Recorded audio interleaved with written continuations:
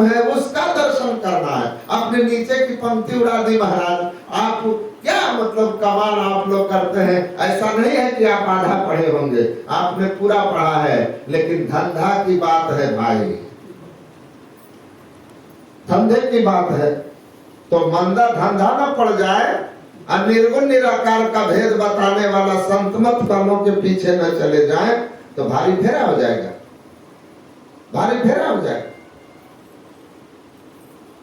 हमारे जन्मभूमि में आए थे बड़े विद्वान, बड़े सज्जन, अयोध्या के शांति कुटी से राम कथा कहने के लिए विष्णु महायज्ञ में। और हमारे जन्मभूमि में मेरे पिताजी ने ही जमीन दी है, उसमें एक आश्रम है, उसी में ठहरे थे।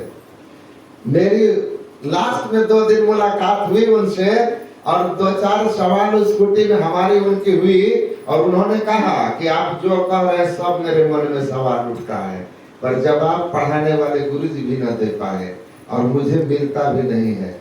मैंने कहा थोड़ा सा रामचरितमानस सारस्वत पढ़िए और जो मन में हो जरा पूछिए। संस्कार उनके बहुत अच्छे थे। भागवत के कथा का अभी भी कथा करते हैं, वो काफी भीड़ होती है, बहुत रसिक कथा करते हैं, नौजवान हैं। सुना, पढ़ा, जो मन में शंकाएं थी वो पूछते गए और फिर वो हमको आकर कहे कि महाराज जी मैं चाहता हूं कि ठीक इसमें समझ में आ गई हमको कि ये जो कुछ भी बातें हैं वो अंतर की बात है।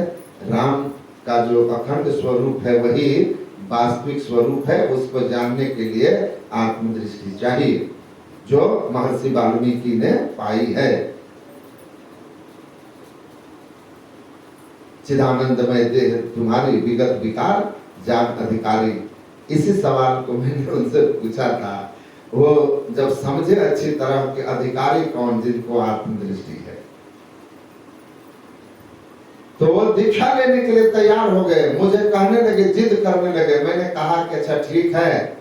और पूज्य स्वामी भगीरथ जी महाराज जब आए उस हमारे जन्मभूमि के आश्रम में ध्यानाभ्यास में, तो उनको मैंने बुलाया, वो आए, वहाँ सत्संग सुना। मैंने कहा बाबा आप इनको दीक्षा दे दीजिए। हालांकि उन्होंने बहुत पहले मुझसे जिद की आप ही बता दीजिए।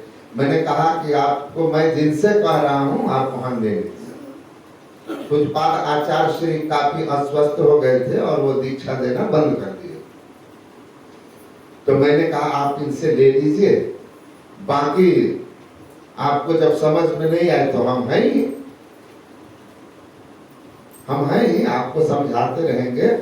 तो देखिए संस्कार था तो वो दीक्षा ले लिए। तो ये जो ज्ञान है ना, जिनको अंदर संस्कार है वो ले लेंगे। वो जैन मुनि, कितने बड़े जैन मुनि थे, हरकिशन क्या नाम था, किशन मुनि, किशन लाल, महर्षि संतसेवी परमहंस जी महाराज से दिल्ली के अखिल भारतीय में सुने और बाद में उनसे संतमत की दीक्षा ली। प्रेक्षा ध्यान जो मुनियों का है, जैनियों का है, वही हमारा सुबह भी मैं कहा था, वही है संतमत का दृष्टि योग और नाद योग है, विहंगम योग और मिनी मार्ग है। तो ये ज्ञान बहुत दुर्लभ है। तो मैंने उनको कहा कि अच्छा ऐसा बोलते हैं वो बंबई वाले को, तो नहीं। मैंने कहा ऐसा कभी कहता है मायाबद्ध जीव आवागमन के चक्र में पड़ा रहता है, इस प्रकार रहना जीव के सब दुख का कारण है और इससे छुटकारा पाने के लिए सर्वेश्वर की भक्ति ही एकमात्र उपाय है। इस सर्वेश्वर की जो आदि अंत रहित असीम जन्मा गोचर सर्वव्यापक और सर्वव्यापकता के भी परे है, जो अमूर्त है, सत्य है, ब्रह्म है, निर्गुण निराकार है और अनंत है। और उसके लिए भक्ति कैसी, मानस जप, मानस ध्यान, दृष्टि योग और नाद योग द्वारा सर्वेश्वर की भक्ति करके अंधकार प्रकाश और शब्द के प्राकृतिक तीनों मायिक वर्णों से पार जाकर सर्वेश्वर से एकता का ज्ञान प्राप्त करके मोक्ष पा लेने का मनुष्य मात्र अधिकारी है। तो मंत्र जप, इष्ट रूप का ध्यान वो बोलते होंगे, बोलते हैं बाला जपने के लिए रूप का ध्यान भी, लेकिन दृष्टि योग और नाद योग जो असली है, जहां से अंतर पथ चलना शुभारंभ होता है। मानस जब मानस ध्यान तो तैयारी है, जो इसमें मजबूत नहीं हुआ वो आगे बढ़ ही नहीं सकता। इसीलिए हरदम जपो कभी ना हटो तुझे छेड़ेगा न खा। मंत्र जब हरदम करते रहिए, नहीं तो ये प्लेटफॉर्म से गाड़ी हिलने वाली नहीं है। ये अंधकार के प्लेटफॉर्म पर अटके रहिएगा, रेड लाइट रेड सिग्नल बना रहेगा। मंत्र जब ठीक ठीक करके इष्ट रूप का जो ध्यान कर लेता है और अपने अंदर में इष्ट को देख लेता है, तब युगल दृष्टि की धारों को जब सामने गुरु निर्दिष्ट स्थान पर द्वादशांगुल पर्यंत नासाग्रे विमले परे संवित्र से प्रसन्नता प्राण स्पंद निरुद्धते गंग जमुन सरस्वती संगम पर संध्या करुणित भाई। जो गंग जमुन और सरस्वती के संगम ईड़ा पिंगला और सुषुम्ना के संगम रूपी त्रिवेणी पर नियमित रूप से अभ्यास करेगा, ध्यान अभ्यास करेगा, युगल दृष्टि धारों को केंद्रित करने का अभ्यास करेगा, उसकी दृष्टि धारें आपस में मिलेंगी, उसका अंधकार से प्रकाश की ओर यात्रा होगी, उसका ग्रीन लाइट होगा, ट्रेन बढ़ेगी। नहीं तो अंधकार के प्लेटफॉर्म पर ही भाग दौड़ होते रहेगा। बीत जाएगा वर्ष, लेकिन जहां के तहां खड़े रहेंगे। सिर्फ खूब मुस्तैदी से मनुष्य को मानस जप और मानस ध्यान करना चाहिए। इनका प्रथम अभ्यास कर शुद्ध करना चाहिए। एक बार इनका अभ्यास से वृत्ति की शुद्धिकरण हो गया तो दृष्टि का कुछ न कुछ आपस में सटना शुरू होगा। अब कुछ न कुछ प्रकाश का दर्शन अंदर में होगा। क्षणिक दर्शन भी हुआ है, एक झलक भी मिली है, उसमें भी बहुत आनंद है। अपने आप अंतर्मुखता आने लगती है, अल्प टिकाव जब होने लगा। उसका सुख भी इतना है कि विषय सुख से बढ़कर है। जो अंदर में गया तो दिव्य चक्षु सो अचरज देखे या जब सुख तुच्छ कर लेके बहुत महाधुन अनहद केरा सुनत सुरत सुख लत घनेरा। तो परमात्मा की भक्ति है। तो मैंने जब पूछा कि ऐसा बताते हैं क्या कोई, तो बोला कि नहीं।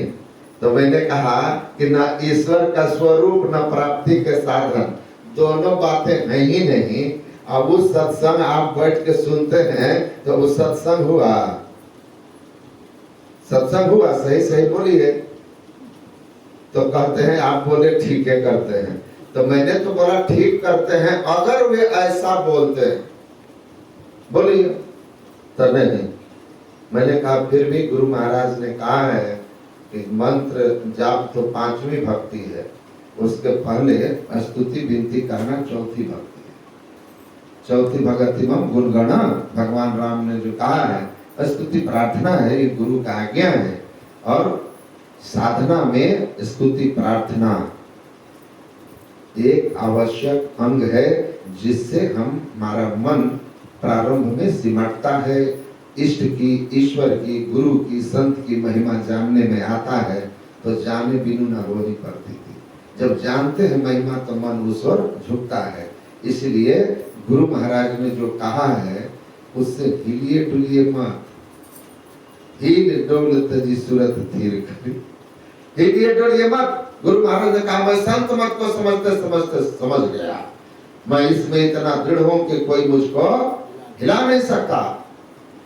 मेरी रचित साहित्य को जो पढ़ेंगे वे भी दृढ़ होंगे, ऐसा मेरा पूर्ण विश्वास है। तो आप संतमत साहित्य को ठीक ठीक अध्ययन कीजिए और बैठकर नियम से स्तुति विनती कीजिए और ध्यान में तब प्रगति होगी।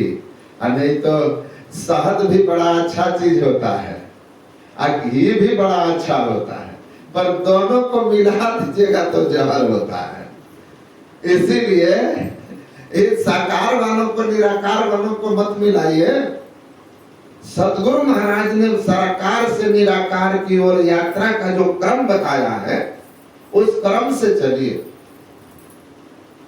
सगुण से शुरू निर्गुण तक चलना है। निर्गुण पहुंचोगे तो निर्गुण सगुण के परे वहां का बोध हो जाएगा। सगुण की सेवा करूं, निर्गुण का करूं ध्यान ज्ञान, असर्गुण निर्गुण के परे तहां हमारा ध्यान।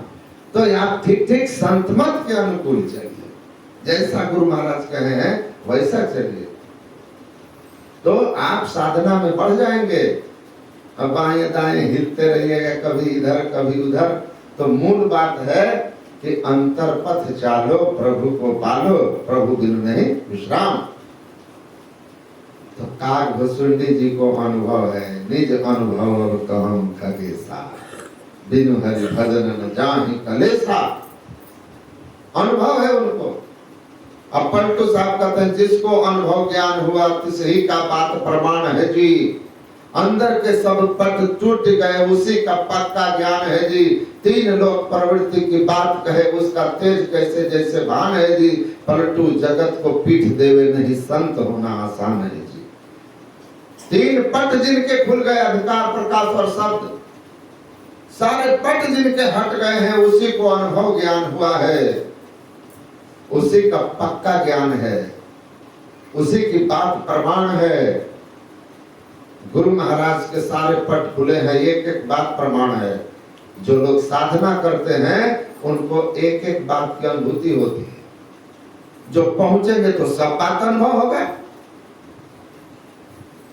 अरे आपकी यात्रा के लिए अगर बता दिया गया है कि डेहरी वंशर स्टेशन पर चढ़ के फलाना ट्रेन में बैठिएगा तो आगे सासाराम आएगा, फिर मुगल सराय जो आजकल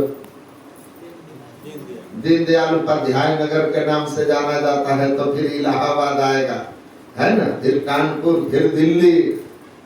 तो भाई जा करके जब आप पहुंचोगे डेहरी वंशर के स्टेशन पर, तो स्टेशन आएगा कि नहीं आएगा? तो इतना विश्वास होगा ना, कहा था स्टेशन आएगा, डेहरी वंशर का आ गया। ट्रेन में बैठे और सासाराम आ गया तो विश्वास होगा कि नहीं होगा? ठीक है दिल्ली बहुत दूर है, लेकिन सासाराम आ गया तो भरोसा बढ़ेगा कि नहीं कि रास्ता सही है, विश्वास बढ़ेगा। तो साधना करोगे, थोड़ा भी अगर आपके अंदर में सिमटाव हुआ तो कुछ ना कुछ मिलेगा, प्रकाश दिखेगा। गुरु नानक कहते अंतर ज्योत भई गुरु साखी चीने राम का रमा। गुरु महाराज ने कहा था ठीक ठीक साधना करोगे और दो नैना बीच सन्मुख देख जब होगा तो एक बिंदु मिले दृष्टि दूर एक हो जाएगा। सुखमन झल के तीन तारा निरख सूरत दशमी द्वारा ये होगा। पहला कदम ठीक ठीक देखोगे और इतना भी देख लिया ना तो भगवान कहते हैं मुहूर्त मपियो का छेन ना सागरे मनसा सह सर्वम तरति पापानाम तस जन्म सतार्जितम। 100 जन्म का किया हुआ पाप तो उस एक क्षण के अंत प्रकाश के दर्शन में नष्ट होता है। और उस थोड़े से दर्शन से भी इतना हुलस होती है, भीतर में आनंद आता है, इतना आत्मविश्वास बढ़ जाता है, गुरु के प्रति निष्ठा श्रद्धा ईश्वर में आस्था बढ़ेगी आपकी। क्योंकि यात्रा सही दिशा में है तो स्वाभाविक है कि गति बढ़ जाएगी। साधना में मन लग जाएगा, साधना में समय देने लगेंगे और तब समय नहीं है का रोना खत्म हो जाएगा। क्योंकि जहाँ जिसको जिस काम में लाभ दिखने लगता है वहाँ उसको समय का अभाव नहीं होता है। समय का अभाव वहाँ है जहाँ लाभ आपको दिख नहीं रहा है, मिल नहीं रहा है। नहीं तो आदमी पैसा के लिए दिन भर दुकान पर खाना पीना भूल के बैठा रहता है। जब ग्राहक मेला के समय में आता है, ये नौ द्वार में बैठे हुए हो ना, ये अंधकार में हो, नवरात्रि है, विजयादशमी होगा, 10वें द्वार में जब जाओगे सारे इंद्रियों के घाट में बिखरी हुई है जब तक शक्ति, तब तक आप नवरात्रि में हो। दृष्टि योग की साधना करके 10वें द्वार में अपने शक्ति को केंद्रित कर लीजिएगा। या देवी सर्वभूतेषु शक्ति रूपेण संस्थिता, ये असली दुर्गा पूजा हो जाएगा, विजयादशमी हो जाएगी, प्रकाश में चले जाइए, शक्ति जागृत हो जाएगी, आप में सारे दैवी शक्तियां रिद्धि सिद्धि आ जाएगी, प्रकाश में जाएगी, आप स्वयं देवी माता हो जाएगी। इतना उत्तम ज्ञान है। अब क्या करना है? बैठ के करना है, 1 रुपया खर्चा नहीं, धूप अगरबत्ती भी भीतर नहीं जलाना है। हेर प्रभु बिंद मूर्ति, मूर्ति को तो हेरना है, खोजना है, लेकिन अंदर में बिंदु रूपी मूर्ति को खोजना है, अनोरणियाम को खोजना है। करनी है मूर्ति पूजा, लेकिन बिंदु रूपी मूर्ति की।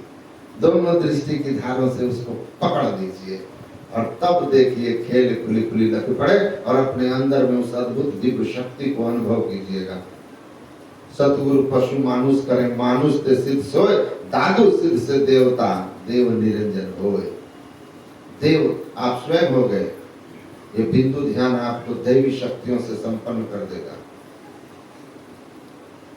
विजयादशमी 10वें द्वार में होता है, 9 द्वार में नवरात्रि रहती है, इसीलिए 10वें द्वार की ओर चलिए, असली भक्ति है। तो राम भगति रूपी चिंतामणि जो है, बसई गरुड़ जाके उर अंतर, परम प्रकाश रूप दिन राति, नहीं कही चाहिए दिया कृत भांति।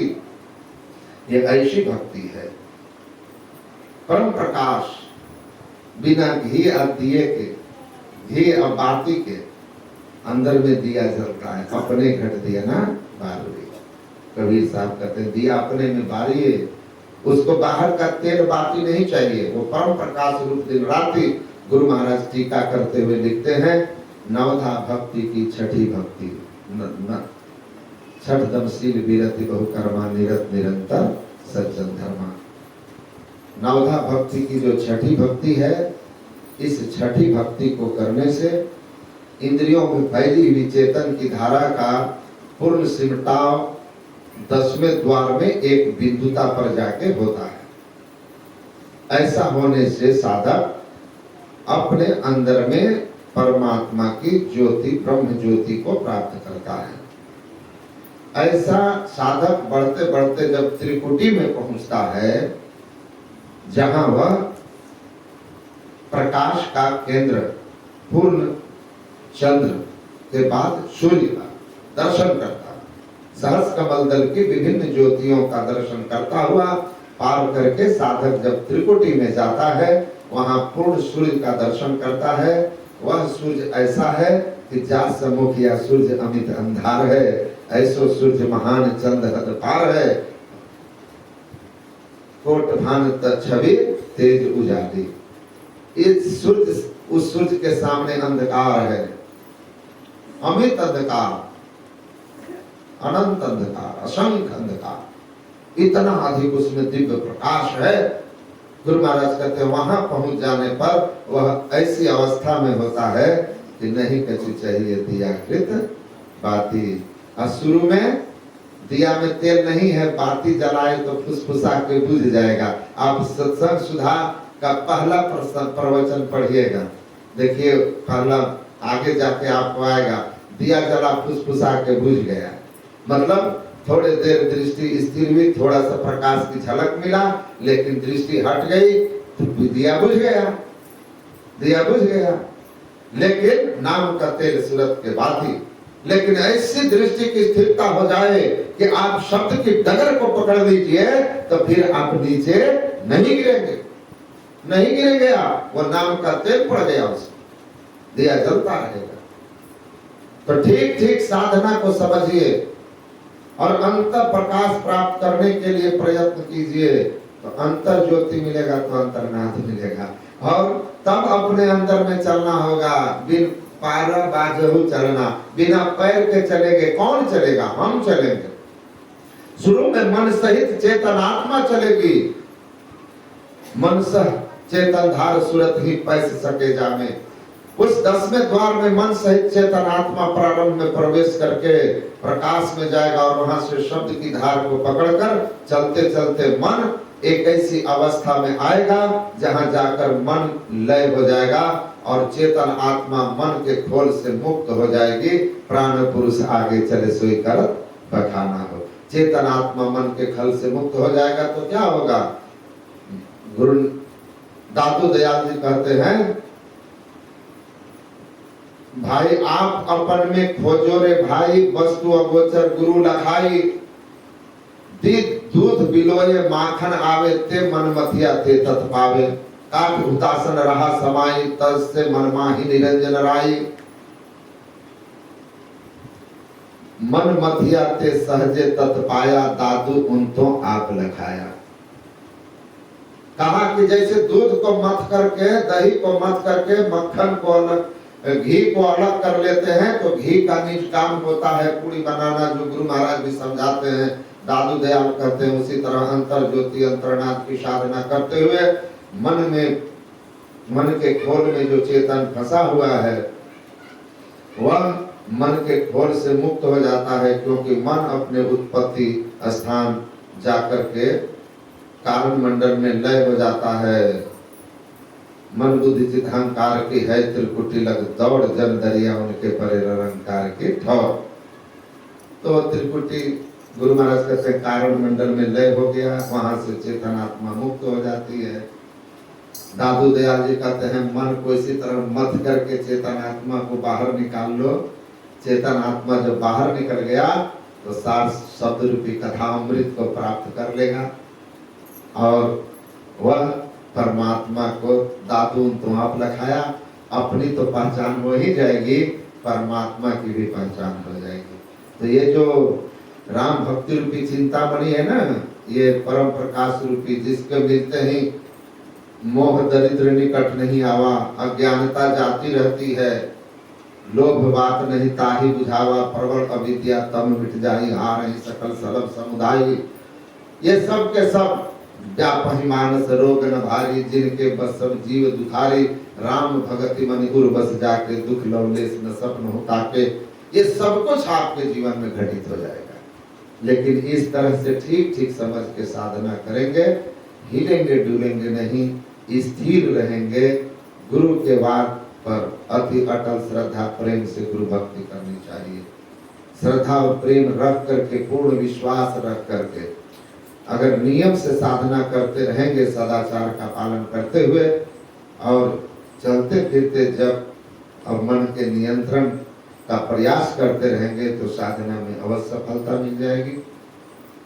परमाराध्य की महती कृपा से आज के इस पूर्णिमा के सत्संग में मुझे आने का अवसर मिला और माननीय श्री अध्यक्ष पवन बाबू ने एक दिन मुझे फोन करके कहा कि इस बार पूर्णमासी में आप आइए।